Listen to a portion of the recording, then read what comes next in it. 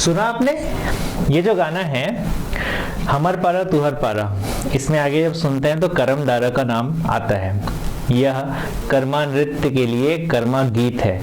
सुनील मानिकपुरी जी के द्वारा लिखा गया यह गीत सरगुजा अंचल में बहुत प्रचलित है। कर्मा नृत्य वैसे तो फसल कटाई के समय यानी देवउठनी एकादशी से ठंडी जब तक समाप्त होती है तब तक किया जाता है, लेकिन सरगुजिया अंचल में ये सावन और भादों के समय में भी किया जाता है। छत्तीसगढ़ का जो नृत्य संस्कृति है, इसके अलावा कला संस्कृति बहुत ही रिच है, बहुत ही विस्तार में है, व्यापक है। बस इसको हमको लोगों तक पहुंचाना है। नमस्कार, स्वागत है आप सभी का मेंटर्स ज्ञान में। डेली करंट अफेयर्स की सीरीज में हम आज देखने वाले हैं पेरिस ओलंपिक के बारे में। ठीक है, तो आप सभी को पता होगा आज से पेरिस ओलंपिक शुरू हो गया, जिसका उद्घाटन समारोह कल 26 जुलाई को आयोजित किया गया था। अब इस उद्घाटन समारोह के पहले हम पेरिस ओलंपिक के बारे में कुछ जानकारी प्राप्त कर लेते हैं। ठीक है, तो ये जो पेरिस ओलंपिक जो है, उसमें ओलंपिक का आपको ये लोगो नजर आ रहा होगा। इस लोगो में आप देख पा रहे हैं 5 रंग के छल्ले हैं। ये 5 रंग के छल्ले 5 महाद्वीप को प्रदर्शित करते हैं, जिसमें नीला जो छर्रा है वो यूरोप, काला छल्ला जो है वो अफ्रीका, ठीक है, लाल छल्ला अमेरिका, मैं बार बार छल्ला को छर्रा कह दे रहा हूँ, तो ये अमेरिका है। हरा छल्ला जो है वो ऑस्ट्रेलिया। अब कौन बच जाता है? पीला छल्ला।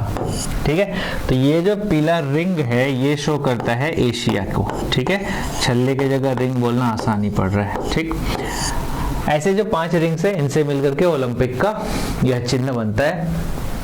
कब हुआ था, ये चिन्ह को स्वीकार कब किए थे, इसके अलावा गान कब होते हैं, आगे डिस्कस करेंगे। पहले करंट अफेयर के कुछ टॉपिक्स देख लेते हैं। ठीक है, करंट अफेयर के टॉपिक्स में है जो पेरिस ओलंपिक चालू हुआ है कल से, आज इसके खेल चालू हो रहे हैं। एक तो मैं आपको इम्पोर्टेंट बात बता दूं, आज आपको जो इसमें खेल मुख्य वॉच करना है वो रात को होगा।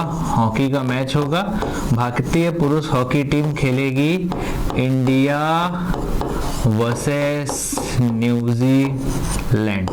पुरुष हॉकी होने वाला है रात को, प्लीज देखिएगा। अब यहाँ पे जो पेरिस ओलंपिक हो रहा है इसमें 32 खेल हैं और 4 अतिरिक्त खेल जो हैं वो भी शामिल किए गए हैं। स्पोर्ट्स क्लाइंबिंग, स्केट बोर्डिंग, उसके बाद सर्फिंग है और क्या है, ब्रेकिंग है। ठीक, आगे देखते हैं। 19 दिन तक ये प्रतियोगिता चलेगी। कितना? 757 प्रतियोगिता हैं, 329 इवेंट्स होंगे, 206 कुल देश हैं। इन 206 देशों में जब कल परेड निकाला गया था तो भारत 84वें नंबर पे था। ये जो नाम का सीक्वेंस होता है ना, ये इसमें कौन सा देश पहले आएगा ये अल्फाबेटिकल सीक्वेंस में होता है, तो भारत 84वें नंबर पर आया। मेजबान शहर पेरिस फ्रांस है। 26 जुलाई से चालू हो रहा है, 11 अगस्त तक चलेगा। ओलंपिक खेल नंबर ये 34वां है। ठीक है, कमेंट में बताइएगा 35वां ओलंपिक खेल कब तक चला था। ठीक, वैसे वीडियो के लास्ट में मैं शायद आपको बता दूं, उससे पहले कमेंट कर दीजिएगा। आगे उद्घाटन जॉर्डेन्स डू ट्रोकैडेरो एंड सिड इन्होंने किया है। इसके बाद है समापन समारोह स्टेड डी फ्रांस, यहाँ होगा। आगे पेरिस 2024 का शुभंकर का नाम क्या है? Olympic fridge. ठीक है, तो यहाँ पे एक फोटो आया है जिसमें आप ओलंपिक फ्रिज को देख पा रहे होंगे। ये मैस्कॉट है किसका? पेरिस ओलंपिक 2024 का। ठीक है, आगे देखते हैं। ये एक पारंपरिक छोटी फ्रिजियन टोपियों पर आधारित है। आगे है, इसके बाद भारत के जो ध्वजवाहक हैं वो शरद कमल या शरद अचंत कमल कहते हैं, टेबल टेनिस खिलाड़ी हैं। कॉमनवेल्थ गेम में इन्होंने गोल्ड जीता था। इसके बाद पीवी संधू बैडमिंटन खिलाड़ी हैं, इनको सभी जानते हैं। 35 पदक अभी तक भारत ने ओलंपिक में जीते हैं, जिसमें 10 स्वर्ण है, 9 रजत है, 16 कांस्य है। भगवान करे इस बार 70 हो जाएं, 35 इवन दो उससे ज़्यादा जितने खेलों में भारत भाग ले रहा है सब में पदक लेकर के आए, ऐसी आशा है। ठीक है, आगे बढ़ते हैं। ये हमारी जो टीम थी वो उतरी है, 16 खेलों में शामिल होगी, 117 खिलाड़ियों का दल इसमें गया होगा। कम से कम 16 ओलंपिक पदक हमें इस बार जरूर मिल जाए, बहुत खुशी की बात होगी। उससे ज़्यादा ही मिल जाए, मैं तो 35 सोच रहा था। खैर, सोचने का कुछ नहीं है, भारत डेफिनेटली इस बार तैयारी कर रहा है, पर दूसरे देशों का जो खेल का बजट है वो भारत के खेल के बजट से बहुत ज़्यादा है। शायद इन्हीं कारणों के कारण हमारे खिलाड़ी ओलंपिक या फिर कॉमनवेल्थ गेम जैसे बड़े स्टेजेस में पीछे रह जाते हैं। धीरे धीरे इन पर काम हो रहा है, पर जितनी स्पीड से काम हो रहा है वो काफ़ी नहीं है, इससे भी ज़्यादा स्पीड से काम होना पड़ेगा। ठीक है, चलिए आगे बढ़ते हैं। आप इनमें फोटो में देख पा रहे होंगे पीवी सिंधु जी हैं, शरद अचंत कमल है। जो भारत का ओपनिंग सेरेमनी हुआ था उसमें यही ध्वजवाहक थे। ठीक है, आगे बढ़ते हैं। ओलंपिक का इतिहास। अब यहाँ पर से एक स्टैटिक पोर्शन चालू होता है। स्टैटिक पोर्शन कहाँ पे काम आएगा इसका? पेपर 7 पार्ट 2, जहाँ पे स्पोर्ट्स वाला सेक्शन होता है। ओलंपिक से रिलेटेड सवाल आ सकते हैं। ठीक, डायरेक्ट क्वेश्चन आता है सीधे सीधे, किसी ओलंपिक के बारे में बताइए, या फिर अगला ओलंपिक खेल या फिर आयोजन होने वाले अगले 5 वर्षों में खेलों के बारे में बताइए, या फिर पूछ देगा ओलंपिक का गान ओलंपिक कब से चालू हुआ था, ओलंपिक के ध्वज के बारे में पूछ सकता है, ओलंपिक के ध्येय वाक्य के बारे में सवाल पूछा जा सकता है, ओलंपिक के चिन्ह के बारे में मैंने आपको बताया था। आगे ओलंपिक के बारे में और देखते हैं। प्राचीन ओलंपिक 776 ईसा पूर्व में होता था। ग्रीस ओलंपिया, ग्रीस यूनान में होता था। उसके बाद आधुनिक ओलंपिक फिर बहुत समय बाद इसे बंद कर दिया गया। 1896 ईस्वी में एथेंस यूनान में हुआ था। इसके जन्मदाता एक समाजशास्त्री थे, पियरे द कुबर्तिन, इनके द्वारा शुरू किया गया था। आगे इसका मुख्यालय लुसाने स्विट्जरलैंड में है। मुख्यालय किसका है? तो अंतरराष्ट्रीय ओलंपिक संघ का है। ओलंपिक संघ ने अपनी आधिकारिक भाषा फ्रेंच और अंग्रेजी को रखा है। उसके बाद 4 खेल प्रतियोगिताएं होती है। ग्रीष्मकालीन ओलंपिक खेल जो अभी हो रहा है वो ग्रीष्मकालीन ओलंपिक खेल है। इसमें जितने भी खेल शामिल हुए हैं, इसको आप अभी आए दिन न्यूज में आप देखेंगे, वो सभी ग्रीष्मकालीन में खेले जाते हैं। इसके बाद शीतकालीन यानी विंटर ओलंपिक। अगर विंटर ओलंपिक की बात करेंगे तो इसमें आइस स्केटिंग, आइस हॉकी, इस तरह के खेल आयोजित किए जाते हैं। पैरा ओलंपिक और युवा ओलंपिक दोनों इनके समानांतर खेल है। जैसा ग्रीष्म ओलंपिक में जो खेल होते हैं उसमें पैरा जो फिजिकली डिसेबल्ड होते हैं या स्पेशली एबल्ड कहेंगे, वो खिलाड़ी जो गेम्स खेल सकते हैं उनको शामिल किया जाता है। ठीक है, आगे बढ़ते हैं। ओलंपिक के बारे में अभी जो ओलंपिक हो रहा है पेरिस में है, 2024 में 33वां ओलंपिक हो रहा है। मैंने 34वां बोल दिया था किसी पहले में, तो इसको काट के 33वां कर लीजिएगा। अभी जो ओलंपिक हो रहा है वो 33वां ओलंपिक हो रहा है। 34वां ओलंपिक आपको बताना था, जिसका आंसर नीचे में लिख दिया गया है। 34वां ओलंपिक हुआ था लॉस एंजलिस में, अमेरिका में। ठीक है, ओलंपिक चिन्ह 2013 में स्वीकार किया गया था। सबसे पहले स्लाइड में जो आपको मैं समझा रहा था ओलंपिक के बारे में, 5 छल्लों का रिंग, 1913 में इसको स्वीकार किया गया था। ओलंपिक गान है कॉल टू द नेशन। पिछले साल के मेंस यानी इस वर्ष 2022 से जीपीएससी के मेंस का सवाल कॉल टू द नेशन या सीधे पूछा था ओलंपिक गान के बारे में बताइए। एक फ्रांस के ही संगीतकार हैं मलापास, ऐसे ही 3 संगीतकार हैं जिनका नाम आपको डिस्क्रिप्शन में दे देंगे। तो उनके द्वारा लिखा गया यह संगीत है call to the nation, Olympic गान के रूप में स्वीकार किया गया था। 1960 में रोम ओलंपिक में सर्वप्रथम इसको गाया गया था। आदर्श वाक्य अल्टियस, सीटियस, फोर्टियस और कम्युनिटर। ठीक है, तो ये चारों मिलाकर के इनका आदर्श वाक्य बनता है। पहले अल्टियस, सीटियस और फोर्टियस था।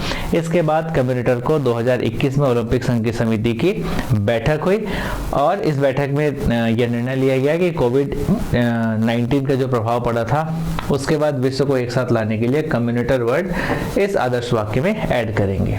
ठीक है, समझ में आ गया। अब ओलंपिक से आते हैं छत्तीसगढ़ में। ठीक, तो छत्तीसगढ़ में जो हमारी संस्कृति विभाग है उसके द्वारा एक कल्चरल ट्रेनिंग प्रोग्राम जारी किया जाता है। वैसे तो यह ग्रीष्मकालीन होता है, क्योंकि ग्रीष्मकालीन में कैंप लगाने से ज़्यादा से ज़्यादा बच्चे इसमें भाग ले सकते हैं। अभी ये 20 जुलाई से 4 अगस्त तक आयोजित किया जा रहा है रायपुर में। आप इसमें की कुछ झलक देख पा रहे होंगे। संचालनालय एवं संस्कृति पुरातत्व विभाग में यह आकार 2024 आयोजित किया गया है, जिसमें विभिन्न विधाओं के बारे में प्रशिक्षण भी दिया जाएगा और उसकी प्रदर्शनी भी लगाई जाएगी। छत्तीसगढ़ संस्कृति में अगर बहुत सारी कलाएं हैं, उसको आपको सीखना है तो आप अभी यहाँ पर जाकर के रजिस्टर करा करके सीख सकते हैं। रायपुर में है तो बहुत अच्छी बात है, किसी और जिले में है तो समय निकाल कर या तो देखने जा सकते हैं या फिर यहाँ पर सीख सकते हैं। अब इसके बारे में कुछ जानकारी, तो हर साल गर्मी के सीजन में शिविर आयोजन होता था, इस बार ऐसा है कि बरसात के सीजन में होगा। आगे 20 जुलाई से चालू हो गया है। इस बार आकार के प्रशिक्षण के लिए संस्कृति विभाग ने मुक्ताकाशी मंच में वाटरप्रूफ डोम बनाया गया है, जहां पर यह संचालित हो रहा है। 15 दिनों की यह जो शिविर लगेगा, इसमें कुल 22 विधाओं का ट्रेनिंग दिया जाएगा। ये विधाएं कौन कौन से हैं तो आगे आएगा, देखेंगे। अब यहाँ पे एक ध्यान रखिएगा, शाम के 4 बजे से 7 बजे तक का ट्रेनिंग रखा गया है। संस्कृति विभाग के डायरेक्टर विवेक आचार्य जी हैं। इन्होंने बताया कि 22 विधाओं की ट्रेनिंग दी जा रही है। पहली बार जो शामिल किया गया है वो है पहला कक्सार, ठीक है, दूसरा गौर, आदिवासी लोक नृत्य, इन सबको शामिल पहली बार किया गया है। 11 ट्रेनर्स हैं और सब 2-2 विधाओं की ट्रेनिंग दे रहे हैं, यानी 22 विधाओं की ट्रेनिंग हो रही है 11 ट्रेनर्स के हेल्प से। कैंप में ऑन द स्पॉट रजिस्ट्रेशन भी चल रहा है, जाएंगे रजिस्ट्रेशन कराएंगे और सीखना चालू करेंगे। फीस मात्र 100 रुपए है। खैर, यहाँ पर ये जानकारी देना इंपॉर्टेंट नहीं था, इंपॉर्टेंट ये था कि छत्तीसगढ़ के कल्चरल के लिए आकार 2024 आयोजन किया गया है। अच्छा इनिशिएटिव है, पहले से चल ही रहा था, इस बार बरसात के समय शुरुआत किया गया है। आगे, अब यदि आपको चित्रकला गोदना आर्ट सीखना है तो राकेश पुजारी जी आपको सिखाएंगे। वैसे ही Madhubani art, Bastar art, jewellery, Lippan art, sketching, canvas painting, clay art, Bharthari, Karma नृत्य, बस्तर नृत्य, म्यूरल आर्ट, पैरा आर्ट, बांस आर्ट, ठीक है। तो ये जो लास्ट नाम आप देख रहे हैं चूड़ामणि सूर्यवंशी जी, ये पैरा यानी धान के बाद जो उसका शेष भाग बच जाता है, जिसको पैरा कहते हैं। ये चारा के रूप में प्रयोग भी किया जाता है, किनके लिए? पशुओं के लिए, ठीक। उसी पैरा से आर्ट बनाकर पेंटिंग या फिर कोई उससे कुछ डिज़ाइन बनाकर वो एक आर्ट फॉर्म पेश कर रहे हैं, जिसके बारे में अगला जो वीडियो चलेगा इसमें आप देखेंगे। तो रिक्वेस्ट है, समय निकालिए और इस आकार 2024 में जाकर के पार्ट लीजिए, सीखिए। छत्तीसगढ़ को सीख नहीं पा रहे हैं तो कम से कम देखिए। खासकर अगर आप CGPSC एस्पिरेंट हैं तो सिर्फ किताबों से छत्तीसगढ़ संस्कृति को पढ़ के पेपर 6 पार्ट 3 नहीं निकलने वाला। हो सकता है आप उसको रट करके किसी पोर्शन में कंप्लीट कर लें, पर अगर छत्तीसगढ़ को जाने ही नहीं और ऑफिसर बन गए तो क्या ऑफिसर बने, ठीक है। जानेंगे, उस सब्जेक्ट को पढ़ना कम पड़ेगा, बहुत सारी चीजें देखने और सीखने से ही आपके दिमाग में बैठ जाएंगी, ठीक। निवेदन यही है कि जाइए और ये जो कला है इसको देखिए। अभी हम एक वीडियो देखेंगे जिसमें चूड़ामणि सूर्यवंशी जी के बारे में, उनकी कला के बारे में आपको बताया गया है। आइए इस वीडियो को देखते हैं। मेरा नाम चूड़ामणि सूर्यवंशी है और मैं जांजगीर चांपा जिले के एक गांव, जो छोटा सा गांव है, ग्राम देवरी करके, वहां का रहने वाला हूं। मैं पैरा आर्ट का मास्टर क्राफ्टमैन हूं और ये काम पिछले मैं 12-13 सालों से कर रहा हूं। इसमें मैं धान के पैरे से पेंटिंग बनाना और धान की राखियां बनाना, ज्वेलरी बनाना, ये सब सिखाता हूँ। प्लस बैम्बू आर्ट भी करते हैं हम लोग। हमारा एक टीम भी है और अभी तक मैं लगभग कम से कम 5-5.5 हजार बच्चों को यहाँ से ट्रेनिंग दे चुका हूँ अपने आर्ट का। और इसके साथ साथ मैं आकार में लगभग पिछले 2013 से यहाँ पे आ रहा हूँ और अपना संस्कृति विभाग इसको बहुत अच्छे से कराते हैं। आकार एक नाम से ही चलता है। जब भी आकार होता है बच्चों को पहले से मतलब आकार का एक ख्वाहिश रहता है कि आकार कब स्टार्ट होगा, तो यहाँ पे आए। हमारे पास भी फ़ोन आते रहते हैं कि सर आप लोग कब आओगे। तो ये आकार एक बहुत अच्छा सीखने का है, यहाँ पे बच्चों को नए नए कलाकृतियाँ, नए नए कला सीखने को मिलते हैं। तो यहाँ पे जितने ज़्यादा बच्चे आके सीखे उतना उन लोग के लिए अच्छा है। मैं इसके लिए अपना संस्कृति विभाग को धन्यवाद देता हूँ कि ये हर साल कराते हैं। शुक्रिया।